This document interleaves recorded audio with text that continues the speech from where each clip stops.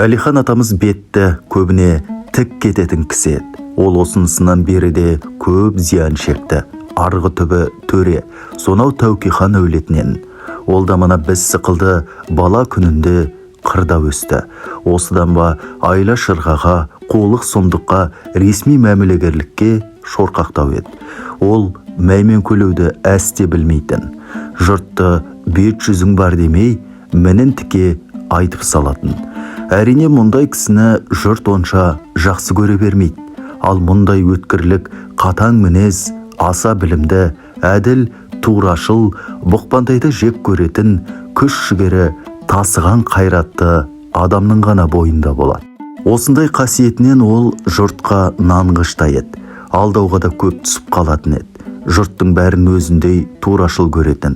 Қандай ресми, мықты басшы адамдармен сөйлескенде де Әлихан тікесінен кететін. Жылқыда ерні салбыраған, арқасы қырдай, бұлшық өттері тоқпақтай, кеудесі салағұлаш, тұяғы күректей, жүрісі қатты, үстіндегі адамды желісі тұрсын, аяңының өзі соғып тастайтын аттар болатын. Қыс ауыр жүк артып, шанаға жеккенде, қалың қарды омыраулап, қамытын екі иығына тигізбей ойнатып, қар басқан жолдың болқан талқанын шығаратын қабырғалы аттар болатын. Біздің Әлихан ағамыз дәл сол тұяғы жерді ошақ орнындай ойып тастайтын. Аспанға шұраған қармен шанадағы адамды көміп, бет қаратпай, арба шананы ойнақтатып отыратын, құндыздығынан су төгілген тұлпардай еді.